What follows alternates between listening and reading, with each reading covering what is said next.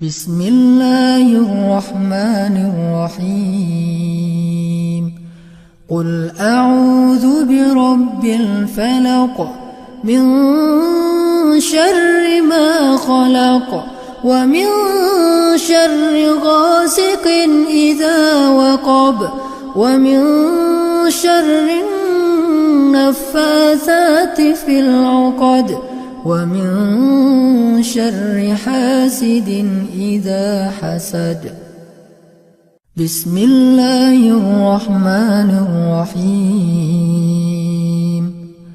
قل هو الله أحد الله الصمد لم يلد ولم يولد ولم يكن له كفوا أحد. Pertama-tama monggo kita bersama-sama memanjatkan puji syukur kepada Allah Subhanahu wa taala atas limpahan nikmat dan rahmatnya pada kesempatan malam hari ini. Kita kembali bisa bersama-sama hadir dalam kegiatan kajian rutin kita, kajian bulanan yang pada kesempatan malam hari ini insyaallah ini tanggal 11 Rabiul Awal, besok memasuki 12 Rabiul Awal menurut penanggalan Hijriyah, dan pada umumnya masyarakat Indonesia itu memperingati Maulid Nabi Muhammad SAW. Ini merupakan suatu kegiatan yang tidak termasuk bagian dari ibadah mahdhah. Perlu kami sampaikan bahwa itu hanya merupakan kegiatan biasa, muamalah yang tentunya tidak mempunyai nilai apapun kecuali dengan niat dan motivasi yang benar, ya, tergantung pada niatnya. Dan sebaliknya bisa juga merupakan penyimpangan apabila dilaksanakan menyimpang dari kaidah-kaidah agama begitu. Oleh karena itu kami tegaskan bahwa Maulid Nabi Muhammad SAW sesungguhnya bukan merupakan tuntunan agama, ya, apalagi termasuk ibadah mahdhah, bukan sama sekali, ya. Namun kita pun bisa mengambil sisi-sisi atau hal-hal yang positif apabila kita bermaksud untuk menyelami seluk-beluk kehidupan Nabi dan Rasul yang terakhir, Nabi kita Muhammad sallallahu alaihi wasallam. Allahumma sholli alaihi. Di samping itu kita juga diperintahkan untuk senantiasa bersolawat kepada Nabi kita sebagaimana firman Allah Subhanahu wa taala, a'udzubillahi minasyaitonir rajim. Bismillahirrahmanirrahim. Innallaha wa malaikatahu yusholluna 'alan nabi. Ya ayyuhalladzina amanu shallu 'alaihi wa sallimu taslima. Ya. Sesungguhnya Allah dan para malaikat itu bersolawat kepada Nabi. Wahai orang-orang yang beriman, ucapkanlah solawat, sampaikanlah solawat kepada Nabi. Allah bersolawat kepada Nabi maksudnya adalah mencurahkan rahmatnya, mencurahkan kasih sayangnya kepada Nabi kita Muhammad. Malaikat bersolawat kepada Nabi maksudnya adalah mendoakan, ya, mendoakan, memohonkan kesejahteraan, keselamatan kepada Nabi kita.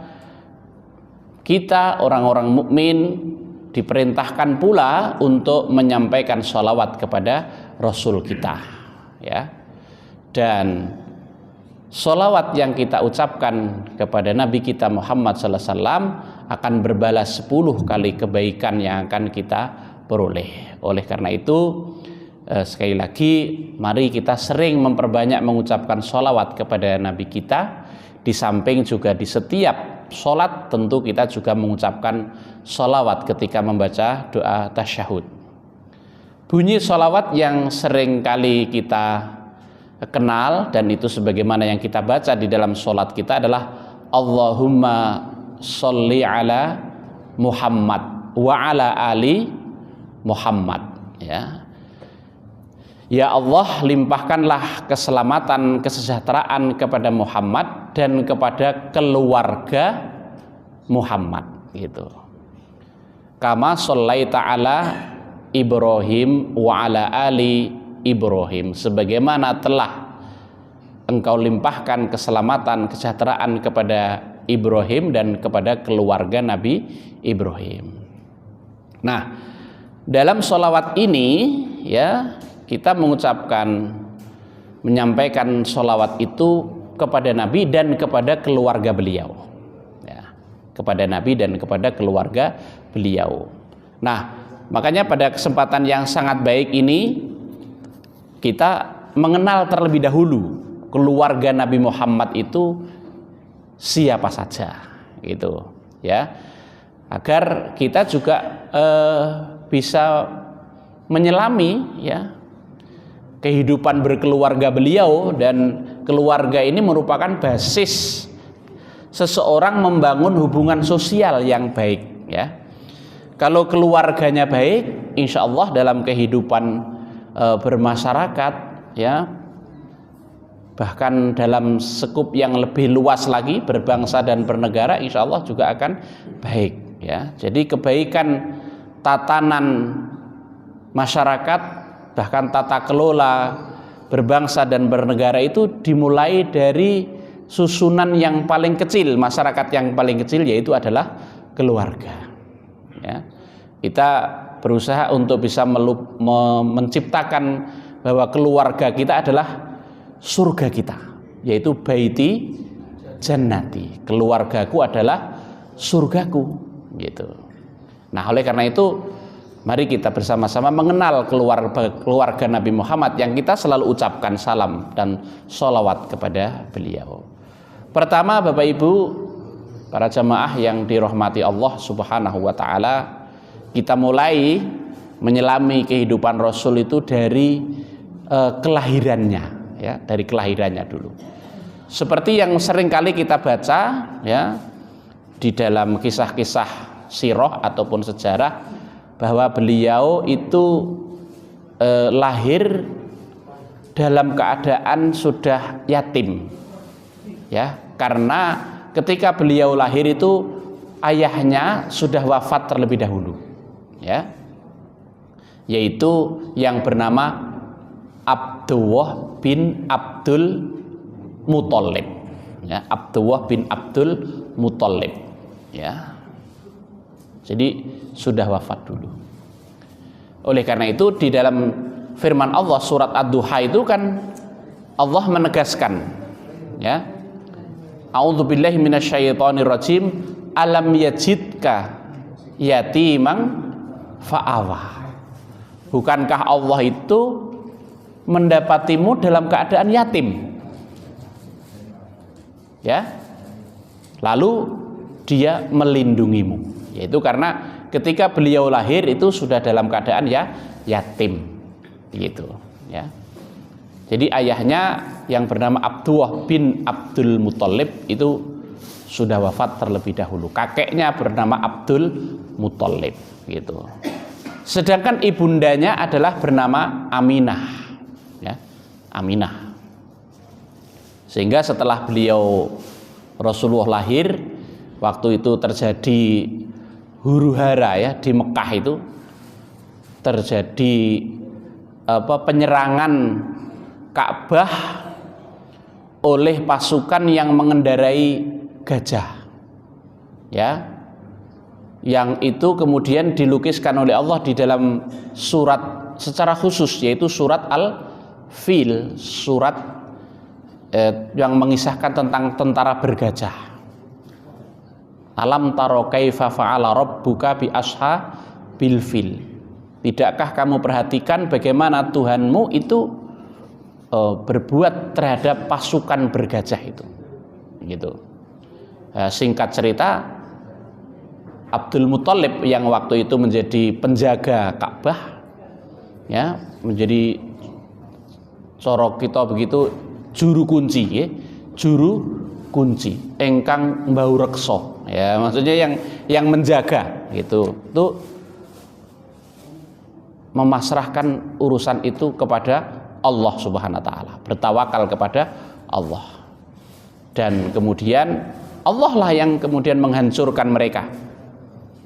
Faja'alahum ka'asfim ma'kul. Allah menjadikan pasukan bergajah itu laksana daun yang dimakan ulat, ya, karena mereka dilempari oleh burung ababil dengan batu-batu yang panas, batu-batu kerikil dari nar, dari tarmihim bihijaratim min sijil, dari neraka, menjadikannya seperti daun yang dimakan ulat, merancang begitu. Ya itu. Nah, itu kelahiran Rasulullah. Sehingga peristiwa tersebut ketika Rasulullah lahir itu disebut tahun gajah gitu. Kemudian beliau diasuh oleh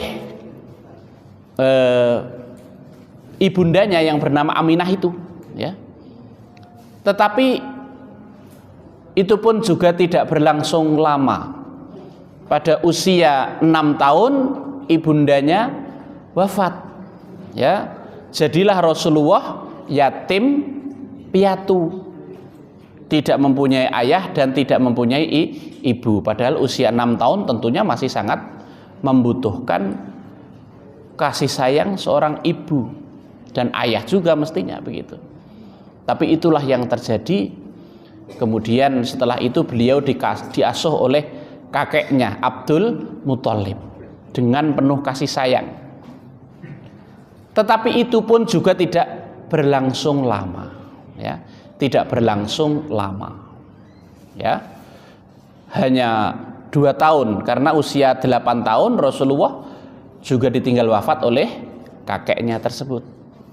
Nah, setelah itu maka tanggung jawab pengasuhan itu berada pada tangan paman beliau dari ayah beliau, saudaranya Abdullah, yaitu Abu Thalib, ya, Abu Thalib bin Abdul Muthalib gitu. Maka sejak usia 8 tahun itulah Rasulullah diasuh oleh pamannya, ya, dengan penuh kasih sayang, dengan penuh pembelaan, ya, mulai dari kecil, remaja, dewasa, bahkan sampai beliau berkeluarga, ya.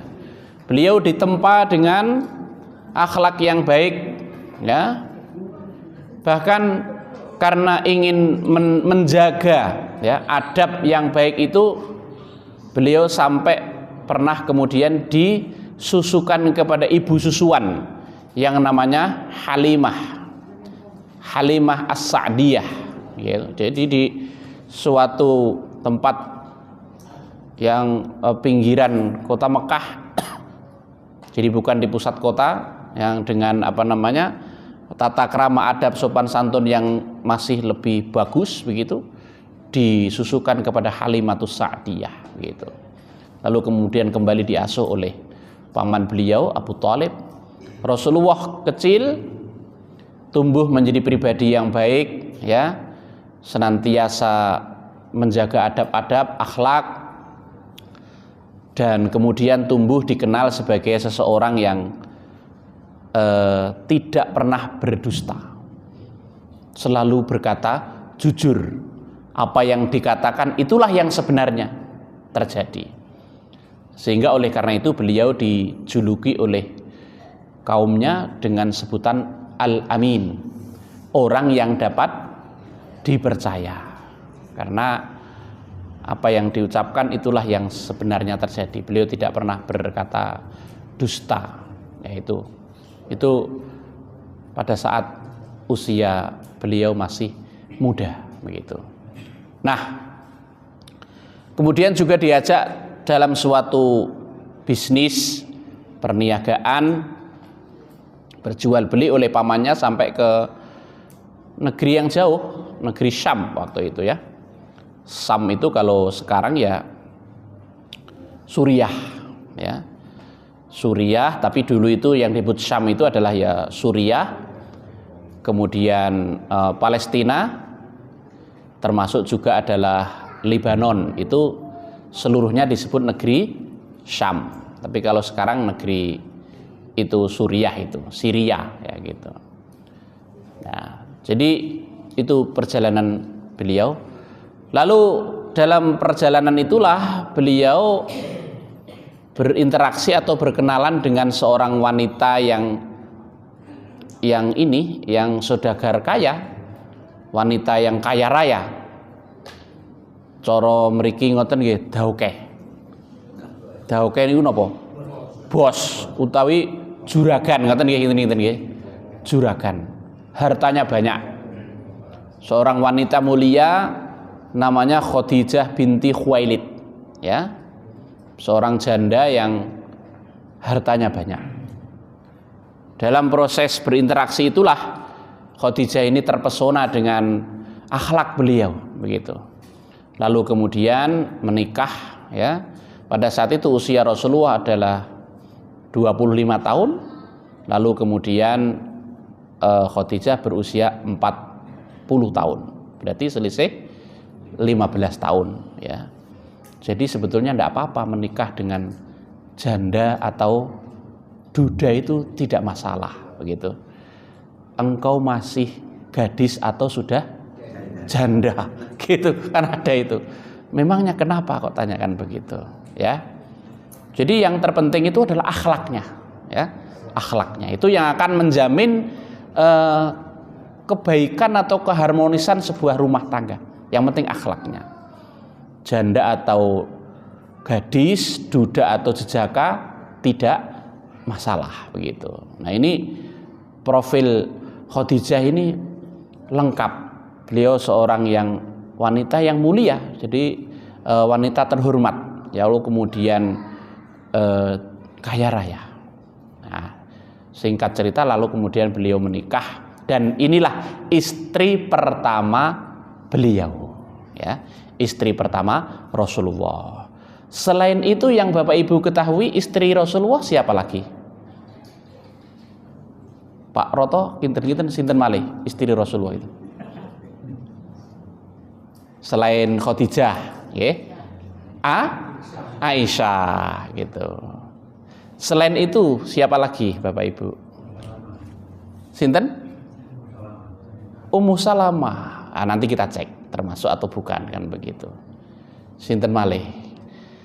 Kalau tidak hafal berapa jumlahnya?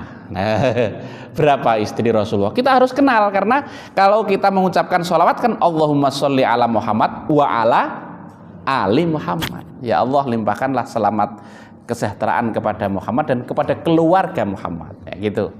Nanti sampai terakhir cucu-cucu cici-cici beliau yang sampai zaman kini itu yang disebut dengan sayyid, ya, atau sayyidah, syarif atau syarifah. Itu yang kemudian disebut dengan istilah ahlul bait, gitu. Nah, itu kita harus kenali, ya. Istri Rasulullah itu seluruhnya berjumlah 12. Ya, berjumlah 12. Kita urut mulai pertama, ya. Jadi yang pertama itu adalah Khadijah, ya. Setelah itu beliau menikah dengan wanita yang bernama Saudah binti Zam'ah, ya, Saudah binti Zam'ah, ya. Kemudian berikutnya adalah Aisyah. Nah, ini yang populer, yang kita kenal, ya, gitu, karena satu-satunya istri Rasulullah yang gadis itu ya hanya Aisyah itu, begitu. Selebihnya itu adalah janda, gitu, ya. Tetapi seluruh istri yang dinikahi oleh Rasulullah itu atas petunjuk Allah Subhanahu wa taala. Rata-rata adalah janda yang ditinggal wafat oleh para sahabat yang berperang, ya, janda para sahabat yang berperang. Dan bahkan untuk Saudah itu usianya sudah sangat lanjut, ya, sangat lanjut. Jadi hanya Aisyah yang gadis. Kemudian berikutnya adalah Hafsah, ya. Aisyah ini adalah putri dari Abu Bakar, ya. Kemudian Hafsah putri dari Umar bin Khattab.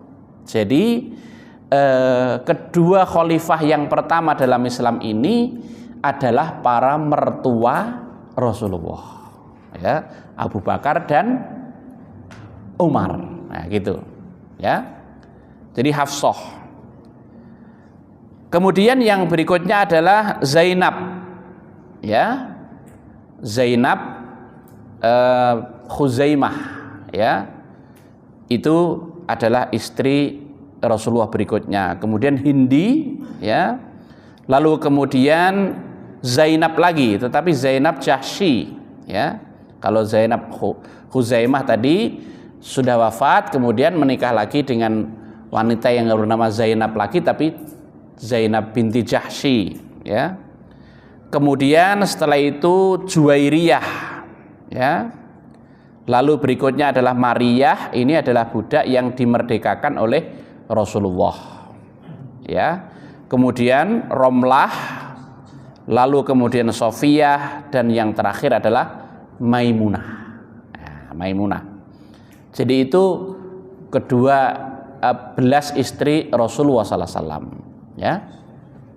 Yang wafat sebelum Rasulullah wafat itu dua, ya, yaitu Khadijah dan Zainab Khuzaimah. Itu yang wafat sebelum Rasulullah wafat, gitu. Tetapi yang 10 selanjutnya itu adalah wafatnya setelah Rasulullah wafat, gitu. Jadi kalau ada yang menyebutkan setelah Rasulullah wafat itu istrinya berjumlah 9, itu maksudnya adalah tidak memasukkan Maryah, ya. Maryah karena sebelumnya adalah budak yang dimerdekakan oleh Rasulullah SAW, begitu, ya.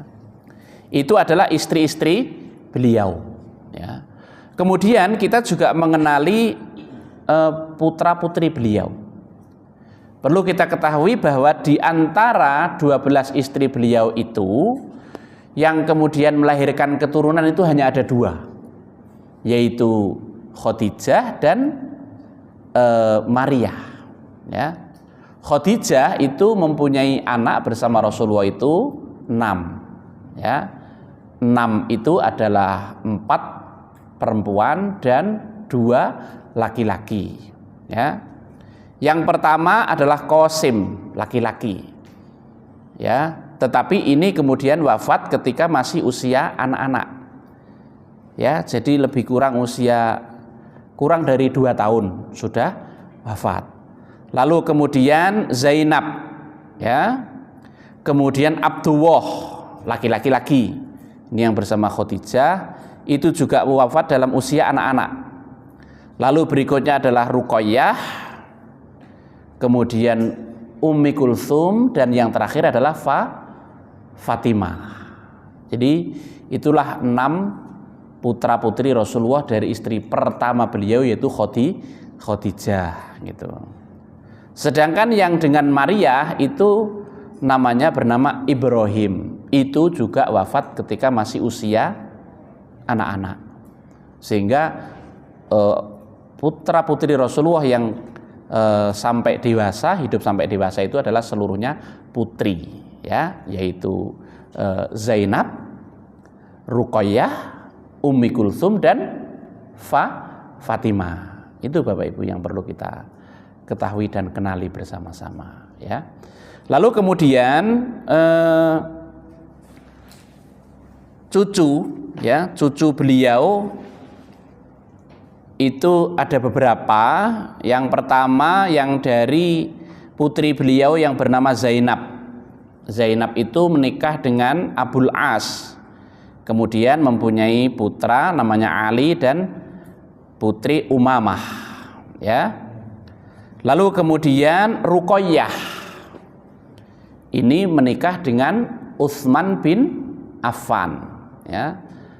Itu menikah dengan Utsman bin Affan, mempunyai anak namanya Abdullah, gitu.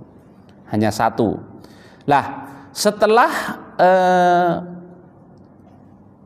setelah Ruqayyah wafat, Utsman kemudian menikahi adiknya, ya, putri Rasulullah yang lain, yaitu Ummi Kulthum, begitu. Nah, ini mengandung pelajaran hukum bahwa, ya, seorang laki-laki boleh menikahi 2 wanita yang bersaudara kandung asalkan istri yang pertamanya sudah meninggal, lalu kemudian menikahi saudara putrinya lagi, begitu. Tetapi kalau dalam waktu yang bersamaan itu haram atau mahram disebutnya ya. Tapi kalau sudah meninggal, sudah wafat, itu boleh dinikahi. Itu dalam istilah Jawa disebut turun ranjang. Ya, jadi turun ranjang, menikahi kakaknya atau mbaknya, kemudian adiknya, itu boleh ya. Ya, jadi seperti itu. Ya. Nah, dengan Ummi Kulsum, Utsman tidak melahirkan keturunan. Lalu yang terakhir yaitu Fatimah, itu menikah dengan Ali bin Abi Thalib. Ali bin Abi Thalib adalah sepupu Rasulullah, ya, sepupu Rasulullah, anaknya Abu Thalib, yang sekaligus kemudian menjadi menantunya, ya, menantunya. Sehingga 4 Khulafaur Rasyidin ini, 2 yang pertama itu adalah mertua Rasulullah, Abu Bakar dan Umar. Abu Bakar itu ayah dari Aisyah, kemudian Umar ayah dari Hafsah tadi. Ya. Kemudian yang menantunya yaitu Utsman bin Affan menikah dengan Ruqayyah, lalu kemudian Ummi Kulsum. Yang karena itu Utsman bin Affan itu mendapat julukan Dzunnurain, orang yang mempunyai 2 cahaya, karena menikah dengan 2 putri Rasulullah di waktu yang berbeda.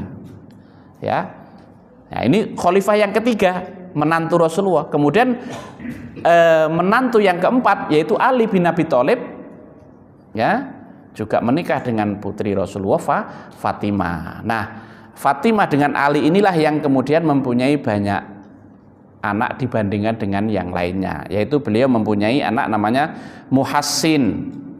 Hasan dulu. Yang pertama adalah Hasan. Ya, itu beliau berusia lebih kurang 47 tahun karena lahir pada tahun ketiga Hijriyah sampai wafatnya tahun ke-50 Hijriyah, ya, 47 tahun.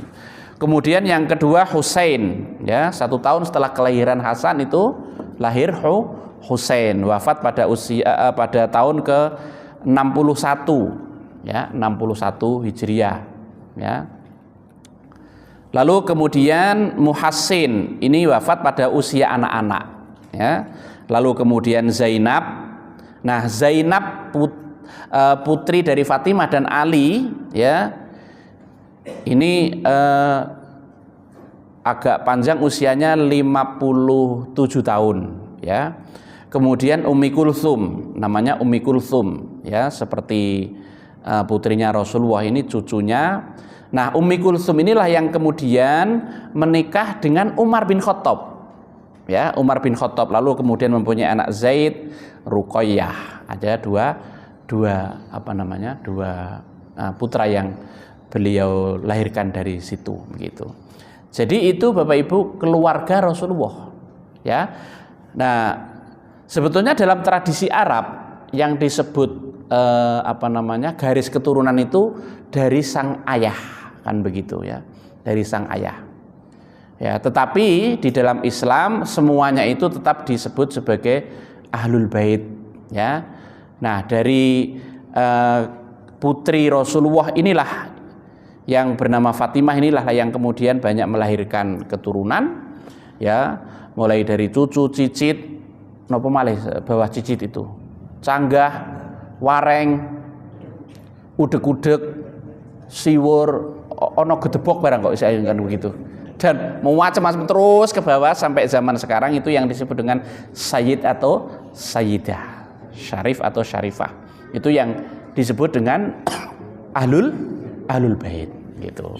Itu harus kita hormati, kita muliakan karena keluarga Nabi. Jadi itu setidaknya perlu kita ketahui Bapak Ibu, ya. Ini kan direkam ya Mas Adi, ya. Nah, nanti rekamannya bisa kita share pada Pak Suroto. Sing disebut mau sapa wae kan begitu, supaya ingat nanti kan gitu. Ya, jadi itu Bapak Ibu yang pertama, ya. Jadi kita perlu mengenal keluarga beliau karena setiap saat kita mengucapkan sholawat kepada beliau dan keluarga beliau. Berikutnya Bapak Ibu para jamaah ingkang kula hormati, tadi kami katakan di awal bahwa kita bisa mengambil sisi-sisi baik, hikmah dari Maulid Nabi.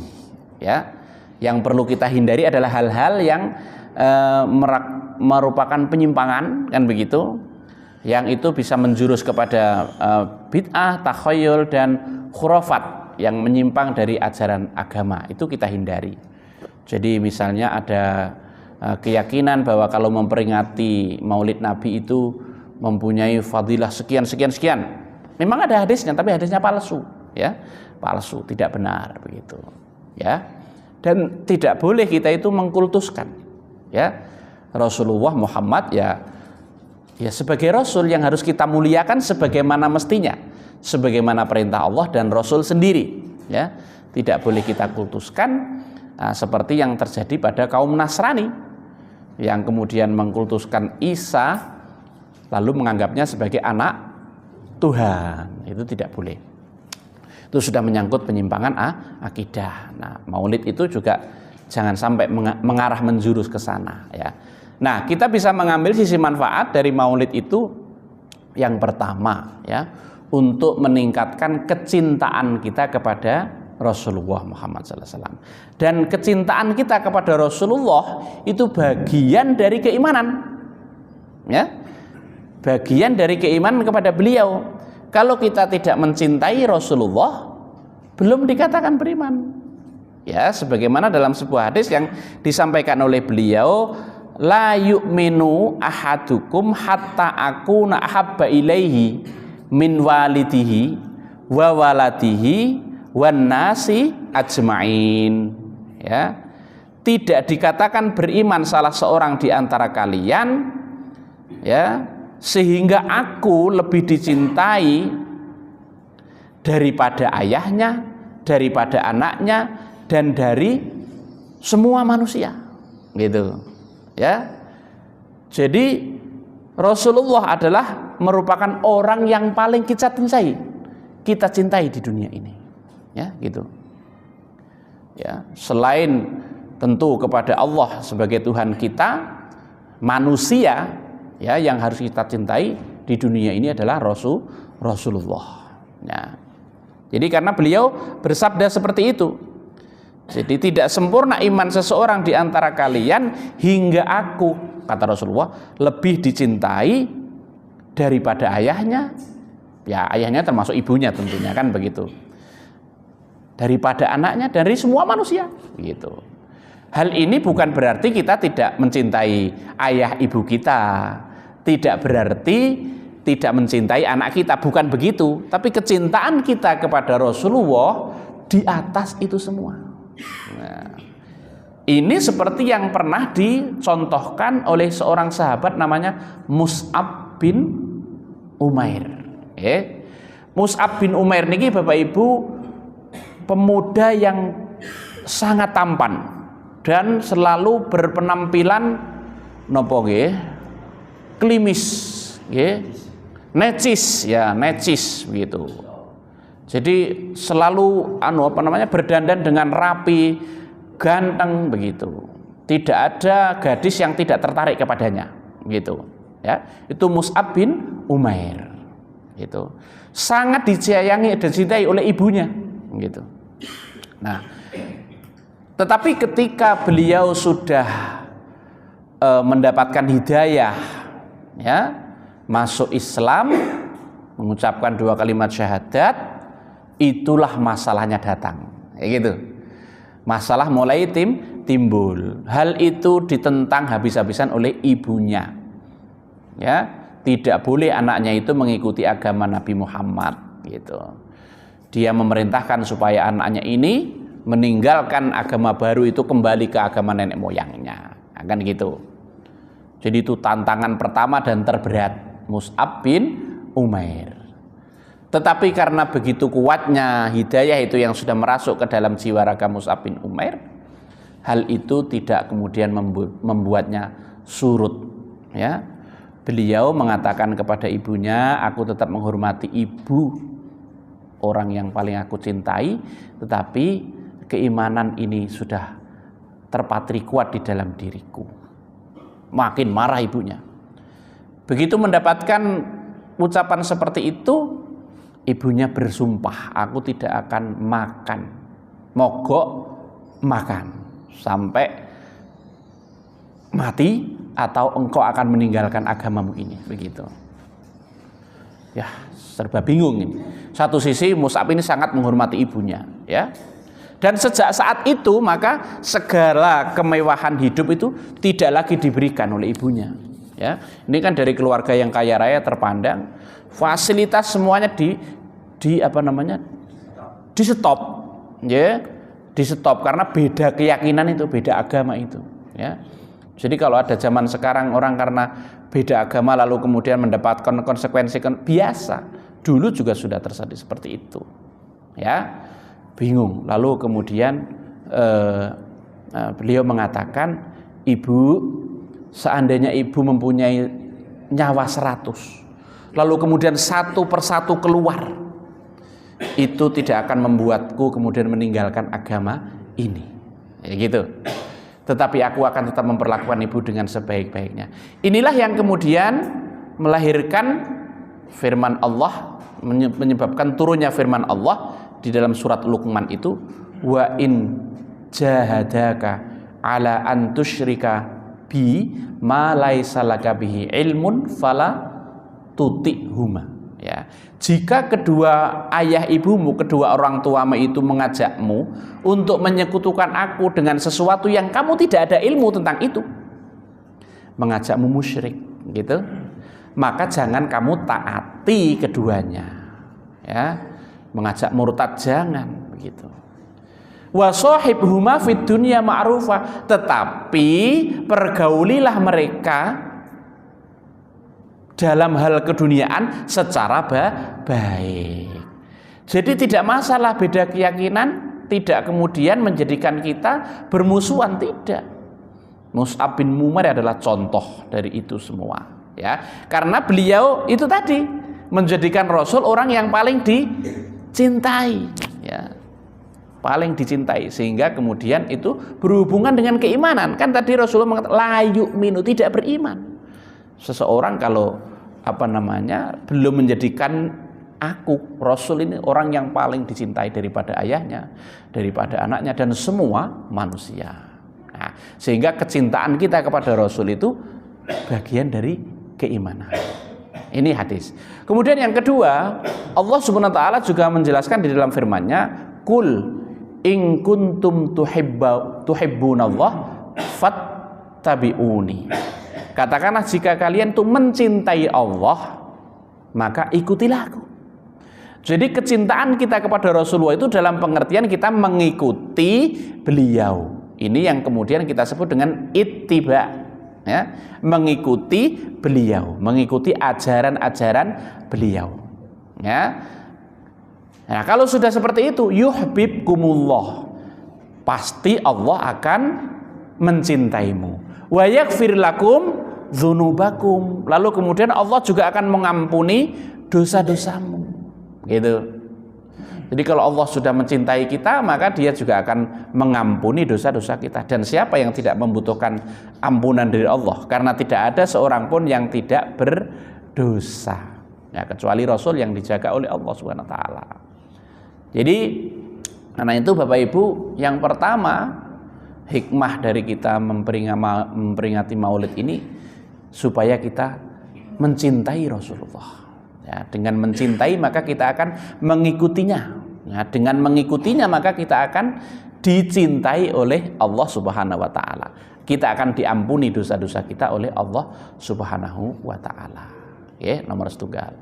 Kemudian berikutnya yang nomor 2, di antara hikmah kalau kita memperingati Maulid Nabi ini tujuannya supaya kita semakin bisa meneladani akhlak Rasulullah. Ya. Itu sangat penting, ya. Karena sudah disebutkan oleh Allah Subhanahu wa taala di dalam surat Al-Qalam, ya, ayat yang kelima kalau tidak salah, nanti bisa dicek. Wa innaka la'ala khuluqin azim, gitu. Ya, sungguh engkau Muhammad itu mempunyai akhlak yang sangat agung, ya. akhlak yang sangat agung gitu. Dan misi Rasulullah diutus oleh Allah Subhanahu wa taala itu memang untuk menyempurnakan akhlak. Innama bu'itsu liutammima makarimal akhlak. Sesungguhnya aku diutus oleh Allah itu untuk menyempurnakan akhlak manusia. Karena kita tahu dalam sejarah juga bahwa sebelum Rasulullah diutus itu masyarakat atau bangsa Arab waktu itu dikenal sebagai kaum jahiliyah, ya, dalam kebodohan, ya. Karena kalau tawaf saja dulu itu mengelilingi Ka'bah itu dengan tidak berpakaian. Itu cara tawafnya orang-orang musyrik itu begitu dulu, ya. Dan di sana dipenuhi dengan patung-patung, ya. Itu akhlak kepada Allah rusak, kan begitu. Akhlak dengan sesama manusia juga rusak, ya. Mereka tidak menghormati wanita, ya. Dan ini wanita tidak punya hak apapun, begitu. Kemudian juga menyia-nyiakan anak-anak wanita yang lahir, gitu. Jadi menurut mereka kalau bayi lahir dalam keadaan jenis kelamin perempuan itu merupakan kehinaan, ya, sehingga dibunuh, ya, begitu, ya. Jadi yang mempunyai kehormatan itu kata mereka adalah laki-laki, padahal keduanya sama saja. Kalau dulu program pemerintah itu ketika menggalakkan program keluarga berencana kan 2 anak cukup, laki-laki atau perempuan sama saja, kan begitu, ya. Jadi sama saja. Dalam Islam itu yang menjadikan mulia atau tidak seseorang itu adalah beriman dan beramal solehnya. Jadi bukan jenis kelaminnya, kan gitu, ya. Jadi rusak pada zaman itu, sehingga Rasulullah diutus untuk menyempurnakan akhlak, begitu. Lah kemudian bahkan secara detail disebutkan di dalam surat Al-Ahzab ayat yang ke-21, ya. Allah menegaskan, a'udzubillahi minasyaitonirrajim, laqad kana lakum fi rasulillahi uswatun hasanah, ya. Sungguh telah ada pada Rasul itu untukmu suri tauladan, ya, contoh yang baik, suri tauladan yang baik, ya. Jadi kalau kita mau menjadikan model manusia terbaik, ya Rasulullah, tidak ada lain, ya. Kita mau mencontoh tentang perilaku beliau mulai dari bangun tidur sampai mau tidur, ya Rasulullah contohnya, gitu, ya. Rasulullah itu ketika mau tidur itu ada adabnya, berdoa dulu, ya, berdoa dulu, ya. Banyak macam doanya, yang paling ringkas dan sering dihafal itu bismika Allahumma ahya wa amut, kan begitu. Kalau mau ditambahi dengan membaca 3 kul huwa wahad, kul a'udzu birabbil falak, kul a'udzu birabbin nas, masing-masing 3 kali lebih bagus. Ditambahi membaca ayat kursi lebih bagus. Kemudian ditiupkan ke telapak tangan kita, lalu diusapkan ke seluruh tubuh kita. Insya Allah terhindar dari mimpi yang buruk, gitu. Itu cara beliau. Beliau miring ke kanan dulu. Nah, kan gitu. Mau tidur saja ada doanya. Bahkan lebih utama kalau mau tidur itu wudhu dulu, ya, wudhu dulu, kan begitu. Lebih utama. Mau tidur saja ada doanya, kan begitu, ya. Jadi kalau kita sudah memasrahkan jiwa kita ketika mau tidur, seandainya tidur terus bablas nggak bangun-bangun, kita sudah memasrahkan diri kita kepada Allah, kan begitu, ya, kan begitu, ya. Karena kata orang kan tidur itu latihan mati, kan gitu. Tidur itu kan kita tidak sadar apapun, kan begitu, sehingga kalau ada orang yang melakukan kebaikan tidak diakui sebagai kebaikan, kalau melakukan keburukan juga tidak dihukum, tidur, kan begitu, ngipi, kan begitu. Nah, setelah bangun pun juga doanya ada. Alhamdulillahilladzi ahyana ba'dama amatana wa ilaihin nusyur.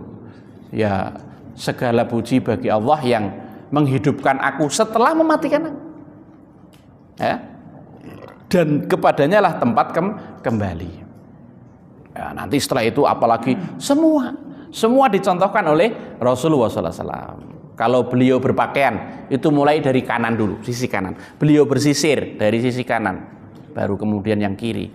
Ya, apalagi makan, minum itu pakai tangan kanan. Haram hukumnya makan dengan tangan kiri.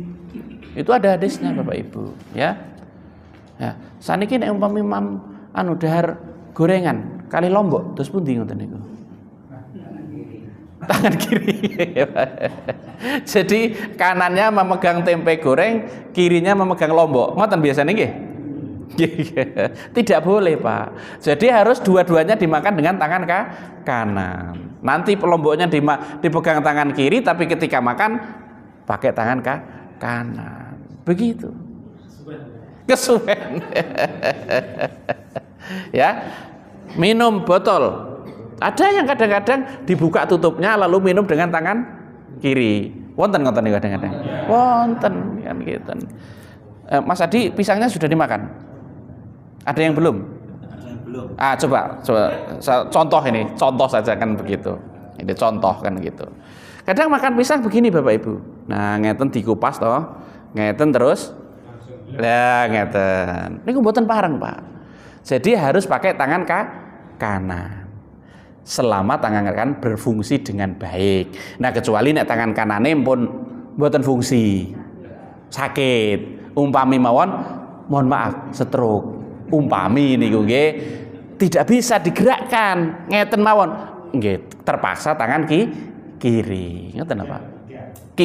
Kidal kalau tangan kanannya masih berfungsi, enggak boleh, Pak. Enggak boleh. Jadi ini bukan soal kebiasaan, tapi soal aturan agama, ya. Idza akala ahadukum falyakul biyamini wa idza syariba falyashrab biyamini fa inna syaitana yakulu wa yashrabu bisimali. Kan gitu. Apabila kamu makan, maka makanlah dengan tangan kanan. Kalau kamu minum juga minumlah dengan tangan kanan. Karena setan itu makan dan minum dengan tangan kiri. Kan kita tidak boleh. Fala tattabi'u khutuwatis syaiton. Jangan ikuti langkah-langkah setan. Innahu lakum aduwwum mubin. Karena sungguhnya dia itu adalah musuh yang nyata bagimu. Gitu, Pak. Itu ada ajaran Rasulullah SAW. Kalau berkata-kata harus dengan suara yang pelan, kan gitu. Apalagi kepada kedua orang tua. Wa qul lahuma qaulan karima. Ucapkan kepada orang tuamu itu ucapan yang mulia. Semua ada contohnya. Ya. Jadi laqad kana lakum fi Rasulillahi uswatun hasanah. Ya. Telah ada pada Rasulullah itu untukmu suri tauladan yang baik. Aspek pribadi, berkeluarga, bagaimana beliau menggauli istri-istrinya, contoh di situ, ya. Kemudian bermasyarakat, bagaimana beliau bertetangga, ada semuanya, ya. Sampai menata kehidupan bermasyarakat, semuanya ada. Dalam soal akidah, bagaimana hubungannya dengan Allah. Dalam soal ibadah mahdhah, bagaimana. Dalam soal muamalah, berdagang, semua ada. Jadi kalau kita mau menjadikan role model, istilah anak sekarang itu role model, ya, contoh yang baik, Rasulullah, tidak ada lain kecuali Rasulullah. Nah, orang-orang yang bisa menjadikan Rasulullah sebagai teladannya itu limangkana yarjullah, yaitu bagi orang yang mengharap rahmat Allah. Orientasi hidupnya itu karena selalu ingin mendapatkan rahmat Allah. Kalau dia tidak mempunyai basic itu, ya tidak bisa. Ya, orang non muslim disuruh meneladani Rasulullah, ya tidak bisa, karena memang mereka tidak beriman kepada Allah, begitu. Nah, kita sebagai seorang muslim, ya wajib hukumnya meneladani Rasulullah. Mau siapa lagi yang dicontoh kalau bukan beliau, gitu, ya.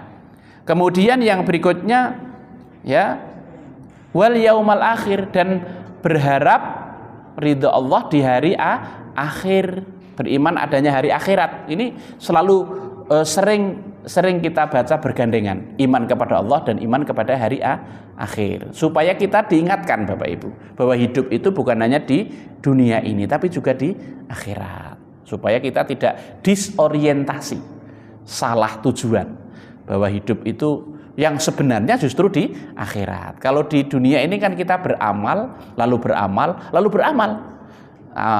Hasil atau buah dari amal kita petik ketika di akhirat. Ya, lalu kemudian yang ketiga, wa dzakarallaha katsira, dan banyak mengingat Allah Subhanahu wa taala, banyak menyebut Allah Subhanahu wa taala. Itu. Jadi oleh karena itu mari kita menjadi orang-orang yang tadi itu. Ya. Selalu Allah menjadi orientasi kita, lalu beriman kepada hari akhirat, banyak berzikir. Zikir itu ya baik dengan lisan kita, dengan hati kita, ya dengan sholat kita itu, supaya kita bisa meneladani Rasulullah sallallahu alaihi wasallam. Bapak Ibu para jamaah rahimahumullah. Kemudian yang ketiga, yang terakhir ini, hikmah dari Maulid Nabi kita itu supaya kita juga mempunyai semangat yang kuat untuk memperdalam ajaran agama kita, ya. Karena kita tidak bisa menjadikan keislaman kita semakin baik, ya, kalau kita tidak mempelajarinya, ya. Dan apa yang kita pelajari, Rasulullah sudah menegaskan di dalam sabda beliau, inni taraktu fikum amroini lan tadillu abadan ma in tamassaktum bihima, kitaballahi wa sunnata rasulih. Ya. Aku telah meninggalkan untuk kalian dua hal, ya, dua perkara atau dua pusaka yang kalian selama-lamanya tidak akan tersesat selama kalian berpegang teguh kepada keduanya, yaitu kitab Allah dan sunnah Rasulnya, gitu. Jadi oleh karena itu, kalau kita ingin berislam dengan benar, ya harus kita perdalam pemahaman kita terhadap kitab Allah dan sunnah Rasulnya ini. Ya, kalau kita sudah seperti itu, baru kita disebut sebagai ahlus sunnah wal jamaah. Orang yang mengikuti sunnah Rasulullah dan jamaah itu maksudnya adalah sahabat-sahabat beliau yang salafus soleh itu, begitu. Jadi kalau ada orang yang anti terhadap sunnah, ya, tidak benar. Jadi ada sekelompok orang yang menyebut ingkarus sunnah, ingkar kepada sunnah, tidak benar. Karena tidak bisa. Karena semua ibadah yang diperintahkan oleh Allah Subhanahu wa taala itu secara teknis, secara praktek itu Rasulullah yang menjelaskan. Tidak bisa kita kalau tidak mengikuti beliau. Contoh Bapak Ibu, niki kan sampun wonten edaran utawi maklumat saking pimpinan pusat nggih Muhammadiyah. Tanggal 7/8 niku wonten gerhana total. Ya, gerhana bulan. Ya, itu mulai setengah 11 malam sampai jam 4 pagi. Salah satu sunnah adalah kita melakukan sholat gerhana. Monggo Pak Roto mangke teng masjid niki diwontenaken nggih. Dalu ngantos enjing. Nah, monggo mau dilaksanakan jam berapa? Nopo dalem? Masih. Jam 3 masih. Nanti lanjut sampai subuh nggih monggo. Sampai 3.55. Nggih, nah mangke kalih disediani ketan-ketan hangat ngoten ketoke nggih penak niku kan ngoten nggih. Nggih. Nah, namanya sholat kusuf atau sholat khusuf itu Bapak Ibu tidak dijelaskan di dalam Al-Quran. Caranya bagaimana? Itu adanya di dalam hadis atau sunnah. Bahkan sholat-sholat yang lain juga begitu. Paling kan disebutkan bertakbirlah, sujudlah, rukuklah, kan begitu. Tapi bagaimana, apa bacaannya? Semuanya di dalam hadis. Karena itu Rasulullah bersabda, "Shollu kama ra'aitumuni usolli." Salatlah kalian sebagaimana melihat aku sholat. Contoh nih. Allah berfirman di dalam Al-Quran itu, wa atimmul hajja wal umrata lillah. Sempurnakanlah pelaksanaan ibadah haji dan umroh karena Allah. Bagaimana caranya? Haji itu apa? Umroh bagaimana? Tidak ada di dalam Al-Quran. Itu semuanya dijelaskan oleh Rasulullah di dalam sunnahnya. khudhu anni manasikakum, ambillah oleh kalian dariku manasik haji maupun umroh kalian. Jadi kalau umroh itu cukup sakur, ihram, tawaf, sa'i dan cukur, selesai kan gitu. Jadi sakur, ihram, tawaf, sa'i dan cukur, selesai ya. Tapi kalau haji ya, selain itu ya, itu ada wukuf di Arafah, ada mabit di Musdalifah, mabit di Mina, melempar jumroh ya. Nah, kemudian ada tawaf ifadah gitu. Nah, itu semuanya di dalam hadis. Kalau kita tidak beriman kepada Rasulullah ya tidak bisa dong kan gitu. Jadi oleh karena itu hikmahnya bahwa kita harus mempelajari ajaran agama Islam itu yang terdapat di dalam 2 kitab suci, Al-Quran dan As-Sunnah. Maka melalui momentum ini kami mengajak Bapak Ibu semuanya untuk terus memperdalam kajian terhadap Al-Quran maupun As-Sunnah ini dengan berbagai cara ya begitu. Insya Allah dengan demikian keislaman kita akan menjadi lebih baik dan kelak di hari kiamat mudah-mudahan kita mendapatkan syafaat Rasulullah SAW. Okay. Dan kemudian kita semuanya akan dihimpun oleh Allah bersama Rasulullah di dalam surganya. Amin ya rabbal alamin. Saya kira demikian yang bisa kami sampaikan dalam kesempatan ini. Surminallahi wa fatun qarib wa basyiril mu'minin. Wassalamualaikum warahmatullahi wabarakatuh.